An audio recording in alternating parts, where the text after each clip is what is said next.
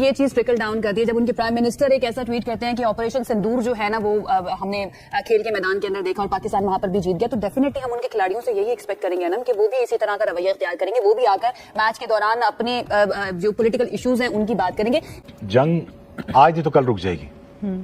अल्फाज की जो कटाई है ना, जो काट जाएंगे दिल, उसकी भरपाई कभी नहीं होगी यार। इससे जख्म भर जाता है, जुबान का जख्म नहीं भरता। क्यों ऐसी ट्वीट करते हो जिससे दिल दुखे सारी जिंदगी, और उस आने वाले 10 साल तक वो रिमेंबर आप याद रखें यार के ऐसा ना लिखो यार, ऐसा ना करो। मैं हमेशा कहता हूँ यार, बयान नहीं दूंगा, जान दूंगा। ये गालिबन ये ट्वीट मोदी साहब ने की है ऑपरेशन सिंदूर खेल के मैदान में, ऐसे ही है। अच्छा मैं आपको बताता हूँ, वो ना असल में इन्होंने जंग के मैदान में भी ऑपरेशन सिंदूर किया था, वो 2-4 दिन के बाद खत्म हो गया, उसके बाद से उनका ऑपरेशन मजदूर शुरू हुआ है अभी।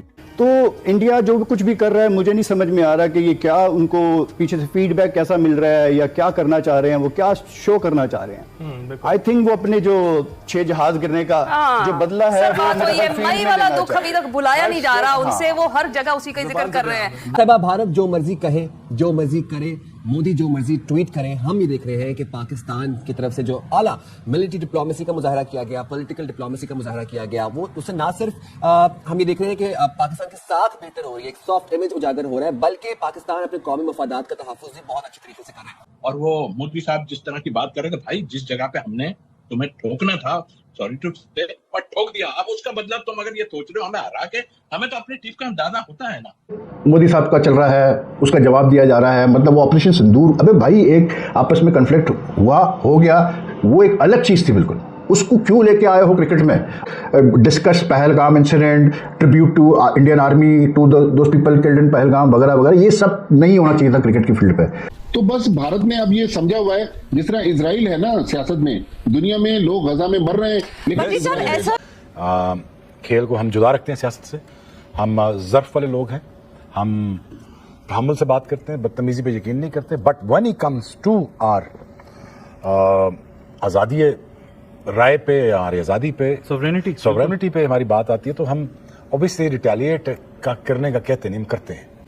और जब हम करते हैं तो फिर आवाज बड़ी दूर तक जाती है। जैसे कल उन्होंने अपनी खसलत दिखा दी है, और मैं तो पहले दिन से कह रहा था कि ये कुछ ना कुछ करके दिखाएंगे। खैर बेइज्जती तो उनकी अपनी हुई है, ऐसा कुछ भी नहीं है बेइज्जती, मगर आज ऐलान कर दें कि हम इनके साथ कोई इवेंट में नहीं जाएंगे, कभी भी नहीं खेलेंगे। इतनी बेइज्जती लोगों की करने की कोशिश करते हो, जहां तुम्हारी बेइज्जती हुई आओ वहां पर फिर से आ जाओ हमारे साथ, देख लेंगे हम तुम्हें। हमें भी थोड़ा सा तो ग्रूम होना चाहिए ना कि हम जवाब तो दे सकें। सूर्या कुमार यादव ने आखिरी जो बात कही, वो मीडिया ने मेरे ख्याल में यहाँ भी कोड ऑफ कंडक्ट की वो वायलेशन कर गए। उन्होंने कहा कि इस टूर्नामेंट में मेरी जितनी मैच फीस है वो मैं इंडियन आर्मी के जो लोग थे जो मारे गए जंग में, उनके नाम करता हूँ। कि इंडियन टीम ने पाकिस्तानी प्रेजेंटर के साथ टॉस करने से मना कर दिया, तो लिहाजा उन्होंने कहा कि चलिए न्यूट्रल प्रेजेंटर आ जाता है। उन्होंने कहा जी हमें न्यूट्रल प्रेजेंटर भी कबूल नहीं है, हमें इंडियन प्रेजेंटर चाहिए और रवि शास्त्री चाहिए। तो बस भारत ने अब ये समझा हुआ है, जिस तरह इजराइल है ना सियासत में, दुनिया में लोग गजा में मर रहे हैं, लेकिन ऐसा इंडिया ने ये टूर्नामेंट क्यों खेला? मतलब अगर उनको इतने इश्यूज थे कि जहाँ हाथ नहीं मिलाना, नजरें नहीं मिलानी, ट्रॉफी कप नहीं उठाना, मतलब whatever else, why did they even agree to play this tournament? Why did they not play it? देखिए इनके जो डोनर है वो अंबानी है और दूसरे टाटा हो गए या दूसरे हो गए, तो अंबानी के पास सारा कंट्रोल है क्रिकेट का, चाहे वो स्टार जियो हो या सोनी हो या आईपीएल हो या वर्ल्ड कप हो या एशिया कप, सारा कंट्रोल उनके पास है।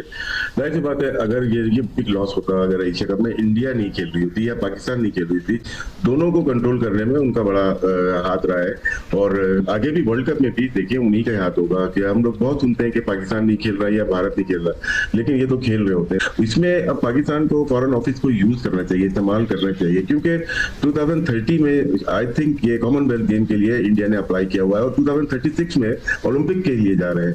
तो अगर तो आप लोग इस तरह की हरकतें करेंगे तो हमारे फॉरेन ऑफिस को इसमें इस्तेमाल करना चाहिए और इसको एहतजाज रिकॉर्ड करना चाहिए हर जगह पे, हर कंट्रीज में। अपनी जो आपकी डिप्लोमेटिक चीजें हैं उनको इस्तेमाल करके प्रोटेस्ट लॉन्च कर रहे हैं। सिर्फ क्रिकेट ही नहीं है, ये तमाम स्पोर्ट्स है। अगर ओलंपिक हो रहा होता, उसमें पाकिस्तान पार्टिसिपेट कर रहा होता, उसमें तो ये लोग जाते जाते हैं, हाथ भी मिलाते हैं, सारी चीजें करते हैं। तो क्यों क्रिकेट में क्यों इतना ज्यादा इन्होंने किया और गेम को खराब कर दिया है।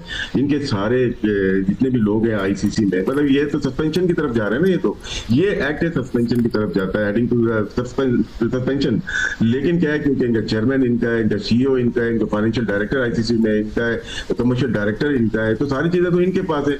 तो यहाँ पे पाकिस्तान को बड़ा टैक्टफुली हैंडल करना पड़ेगा मोहसिन नकवी साहब को। ये एक सर्कस सा बन गया, तो आईसीसी को कुछ एक्शन तो लेना चाहिए। आफ्टर ऑल गवर्निंग बॉडी है, उनको देखना चाहिए कि एसीसी का हाल क्या हुआ है। देखिए हुमा, मोहसिन नकवी साहब एशियन क्रिकेट काउंसिल के चेयरमैन हैं, उनसे बड़ी शख्सियत तो कोई है नहीं, लेकिन वो उनको रिस्पेक्ट नहीं दे रहे।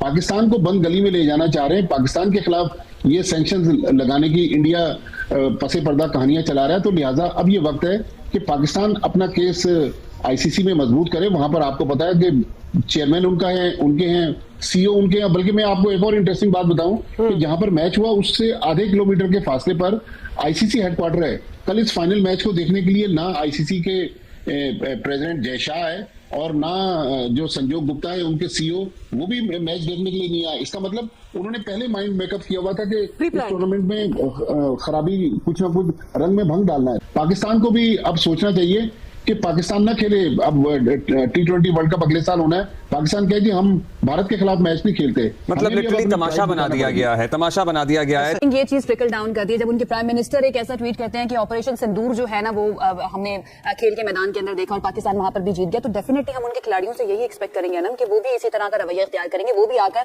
मैच के दौरान अपने जो पॉलिटिकल इश्यूज हैं उनकी बात करेंगे। लेकिन पाकिस्तान की जानिब से रवैया जो है ना वो बहुत अच्छा रहा। हम ये परफॉर्मेंस की मैं बात नहीं करी, रवैये की बात करी। ठीक है, हम हार गए लेकिन हम शिकस्त खोरदा नहीं हुए। हमारी आंखों की चमक जीत गए, हमारी आंखों की चमक बरकरार थी और हमने क्रिकेट की स्पिरिट को बिल्कुल भी मरने नहीं दिया। लेकिन सकलैन भाई, आपको नहीं लगता कि अब हमें थोड़ा सा परेशान हो जाना चाहिए कि भाई इतनी ज्यादा कंसिस्टेंसी के साथ आप हारते ही चले जा रहे हैं? मतलब दुख होता है। ये गालिबन ये ट्वीट मोदी साहब ने की है ऑपरेशन सिंदूर खेल के मैदान में, ऐसे ही है। अच्छा, मैं आपको बताता हूँ, वो ना असल में इन्होंने जंग के मैदान में भी ऑपरेशन सिंदूर किया था।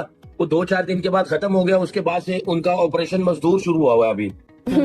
अब वो ऑपरेशन मजदूर जो है ना, उसकी वजह से जो इनकी कुटाई हुई है ना, सारा सामान इधर उधर से मलबा उठाना, चीजें उठाना, और ऑपरेशन मजदूर शुरू हुआ है, वो बता नहीं रहे अभी तक। और ये समझ रहे हैं कि ऑपरेशन सिंदूर जो है वो अब क्रिकेट के मैदान में भी है।